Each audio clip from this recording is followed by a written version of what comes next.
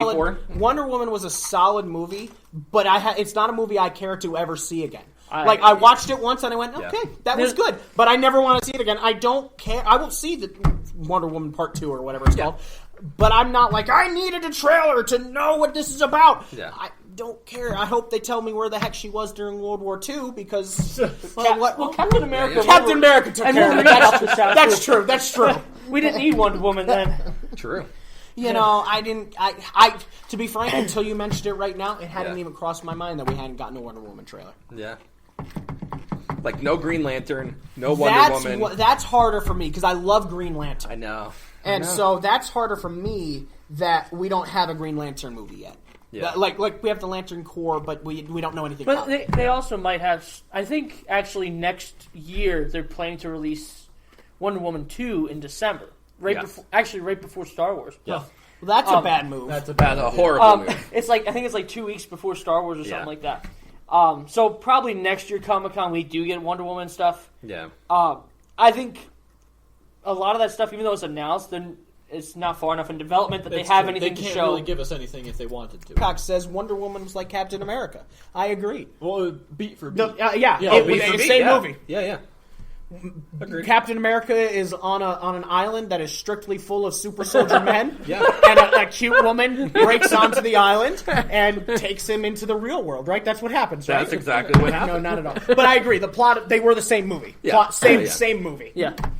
Superhero, bad guy, save the world, boom. The problem with Wonder Woman, and we don't need to really get into a whole bunch of Wonder Woman stuff. The problem was the ending of it, where they tried to give you the twist with the villain, and you were just kind of like, why? Yeah. Well, and there seemed to be like no real arc. Like, she just chooses to believe, and then that isn't that what you solves do? Everything. Yeah, but, you know, that was one thing with the Wonder Woman movie I didn't like, was she suddenly is like, and then love will save this world, and I'm like, and then he blows himself up. Yeah. He couldn't take being with Gal Gadot anymore. He was like, I'm out. You are too beautiful. I'm out. Peace. The other Chris in Hollywood was all like, I can't do this. Yeah. Which, I love the actor. I love Chris, Chris is the best part of the movie. Here's the thing for me. If they can bring in the Legion of... is it called the Legion of Doom? The Legion of Doom. As a whole, starring Lex Luthor... A good Lex Luthor. And bring in all the other people like Gorilla Grodd. Yes, I want to see Gorilla Grodd so bad. He's in The Flash. He's basically King Kong. He plays such a great role. Does that mean Godzilla's coming too? Are we going to get a Godzilla versus Superman fight? Who knows? Is that what's going to cross? I mean, because a radioactive breath would actually be able to hurt Superman. Our next versus Superman versus Godzilla. Great. No, we'll talk it's going to be Goku versus Superman first. No, that's a stupid one, because you've got the Dragon Ball Z fans that are like, Goku, kick his butt! And then you've got the DC fans that are like, Superman, kick his butt! And everybody tries to use math to prove who's better, and I'm just like, what? Well, Superman would just invent a new power that he just now has. He would just do that thing where he can make somebody from his hand, the copies of himself out of his hand, and just surround Goku and just... You can't stand against anti-martial arts wizard. But Gorilla Grodd is one of my favorite villains, and I really want to see him in... I think it would be great if they did a bunch of solo movies with all these different DC villains. We have a solo movie. Well, here's the thing. How many do you want them to make? Here's the thing, right? They have Black Manta. Or, is it Black Manta? Yes, Manta, right? he's Black Manta, Gorilla Grodd, Solomon Grundy, which has never been used, I don't think. I don't think because anybody wants to make a giant undead zombie. Yeah, but he's still a great character. Well, he was what the Hulk was actually based off of. Yeah. That's great. The Hulk isn't an undead the thing. Is, if you've got someone like Luthor that controls him, he's just a powerhouse. Yeah. You know, right, but I think DC's too scared to do that. He's a big, strong dummy, is really what his thing is. But they have all of these useful characters at their disposal. Do you think that is their end game? No. For DC. I don't. I don't think they have one. I don't even think they realize they're struggling in the now. So it's not like Marvel who says, "Oh, we're doing successful. Let's plan ahead so make sure." Marvel has the next 10 years planned out. Solomon Grundy was used in Gotham. They were. Solomon Grundy was. So you lied to us straight to my face. I don't remember it.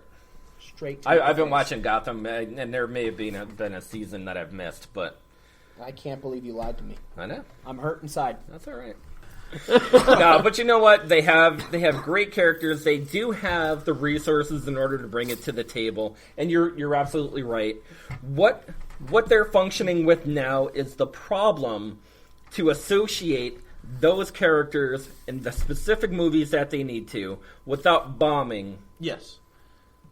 And I think that's what they've done. They didn't do it in a timely fashion like Marvel did. Marvel introduced their characters. They set the standard. And they've also set the original movies, the origin movies, to introduce everyone before they even went into the Avengers, which then catapulted everyone. And then they had Avengers in space. well, the thing you have to understand, the screenplays in particular, as far as writing, are all about economy. Okay, so one of the good things that Marvel did was when they introduced all their people beforehand, when you get to the Avengers, the audience knows them, and you can focus more economy of your lines on plot, like the little arcs that the different characters don't have. Don't bring politics into this, talking about the economy and stuff like that. Well, see, I think that's where Infinity War benefited so much, is that you could just throw the Guardians of the Galaxy in. We know what those characters are. They're related. Robert Downey Jr. for president. You could just kill the Guardians of the Galaxy and nobody cares. Which is also a knock against Infinity War, that you had to see almost every Marvel movie to understand everything that's going on and understand characters and motivations, all that.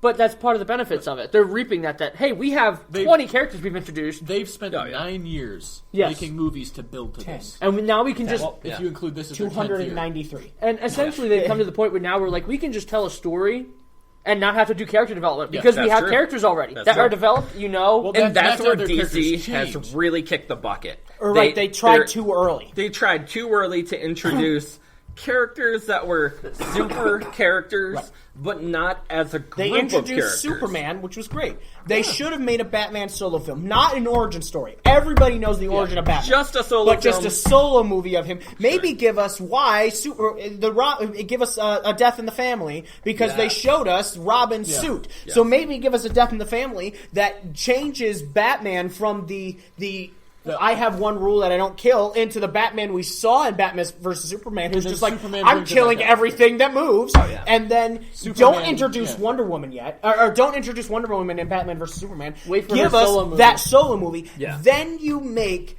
the Batman vs. Superman movie. If you want to do that, don't give us what's his face, Doomsday.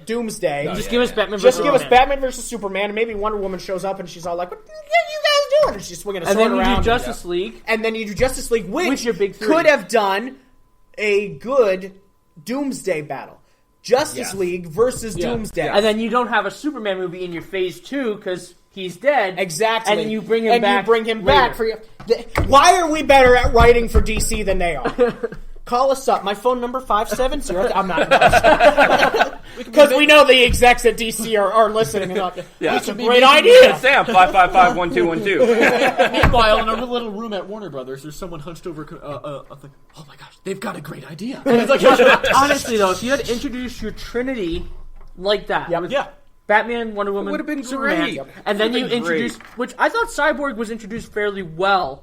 Justice League. I agree and disagree, because he was not the character Cyborg is supposed to be. But he was also connected to the plot, and I thought that's fine. I thought that helped him be introduced. Right, that's fine. Economy. And he Aquaman, Flash didn't need to be introduced before this. They needed movies afterwards, I think, but not before this. And maybe Cyborg not as much. Right. But and I'm not even saying that they're niche characters. But they're not as well known. Aquaman is a niche character because you need him for water battles, Flash. Unless you're Superman, who can unless you're talking to dolphins. I just grew gills because that's one of my abilities now. What? Superman? Flash, unless you're dealing with Time Stream or you're not dealing with something. Like, that's all Flash is. And I'm not saying that's all it's good for. Don't tease us with Green Lantern like they did in the Justice League movie in the beginning of that. And not give us a Green Lantern. Ridiculous. Because even in Supergirl, they introduced more Justice League characters. Yeah. And Martian Manhunter. And all the other. Martian Manhunter. Yeah. Red Tornado. Yes, was introduced in Supergirl, which I thought was a great episode if you guys ever watch it. But those characters are not necessarily they're Class A characters. No, but they're their B but characters, they're interesting. which Marvel has used their B, C, D through Z characters to make an incredible universe. Before A's. DC has their A-listers Yes. and their B-plusters, because I would put somebody like Green Lantern as a B+. He's not quite an A, but he's more than just your B. And they had their A-list characters, and they were just like, I liked Man of Steel. I thought they introduced Superman well. And then they were just like, okay, here's everybody. Yeah. And you're like, what? We're going to open up our toy box, just dump it out on the table, and be see like, what happens. And mind you, too, don't forget, DC, you mentioned how much content they could do. Huge. They wasted a lot of it in Batman vs. Superman. Right. They wasted like 6 movies worth of content in one movie that wasn't really good. Yeah. They wasted the Batman vs. Superman. Wasted Doomsday. You could have saved Lex Luthor. You could have had a Batman, or not a Batman origin story, but you could have had a Batman movie to introduce Batman into your world. Yeah. This Batman, because this Batman was so different than the Batman. Yes, and the Death of Robin. You could have had so many movies if you just stuck to Batman vs. Superman and had done a Batman movie previously, of course. But if you had just stuck to that, you would have saved yourself so much content. You could have saved Doomsday for a Justice League movie later. You could have saved the death of Superman for a movie later. Right. You didn't. You used it all. You put the whole kitchen sink in there. And that's what I'm saying. They shot their bullet, and they missed. And there it is in the wall. You could all see it. And they were like, let me tell you, that's a clock. Oh, that is a clock. All right, so that's going to segue into our last thing here. Clocks? I know we're on some time constraint right now. Even though Marvel made a subpar performance at this Comic-Con, they did have several things. They did give you Gifted, the new season. They gave you Legion, the new season. Yep. Okay, yeah. They gave you the animated series, the Spider-Verse, and also the Spider-Man Marvel game. Rising. The Marvel Rising, which looks really good, by the way. How do you think they felt? How do you feel about that? How do you feel about their presence as far as that? Nothing I'm really that excited about. The Marvel Rising looked interesting because I saw some of the casting choices. I'm like, Chloe Bennett from Agents of S.H.I.E.L.D., who plays Quake, is playing Quake in this too. I'm like, okay, that's kind of cool because it's not shared universe, but I'm like, that's kind of cool. You're borrowing the actress. I like the Spider-Man game. To be honest, that looked really good. If you guys haven't, that's the other thing about Comic-Con. Like they do introduce games and they introduce. To be honest, I was a little disappointed because there's this secret project in the works for Marvel. It's a video game. All this speculation in the past few months has been that it's a reboot of Marvel Ultimate Alliance. That's going to be like Avengers Ultimate Alliance or something. It's been kept under wraps. I thought it was going to be at E3 this year. Yep. And I'm like, no, because they had one of the Russo brothers. I'm like, oh, he's there to announce it. I thought maybe at Comic-Con this year we do get at least the title of what this is. Sure. And what's coming. We got nothing. It is a very secret project they haven't let out yet. Maybe it releases with Avengers 4 for the tie-in game. But I was a little disappointed I didn't see that. Yeah. Sorry, no, I'm a comic book nerd. I do enjoy the fact that they brought in X-Men Black, the comic book series as far as that, only because they're getting rid of other comic book series like X-Men Yellow, X-Men Gold, X-Men Blue, X-Men Red. Like all of those series have come and gone. They're going to introduce X-Men Black now into the comic book series. I think it's a cool way for them to introduce new characters. How do you feel about them doing it that way? Like they're going to introduce through the comic books in order to get comic book people to actually watch their movies. Like, I don't think it matters because comic book people are already watching their movies. And that's what I'm also that's saying. not the audience they have to win over. Yeah, right. They don't have to win over any audience. They shatter box office records. Yeah. They don't have to win over any audience. Yeah. Which is why it doesn't matter. For me, it doesn't matter either. Like I'm in that wishy-washy zone. I enjoy comic books, but I'm not a comic book collector by any means, anything like that. It doesn't matter. It is what it is. Yeah, it is what it is to me.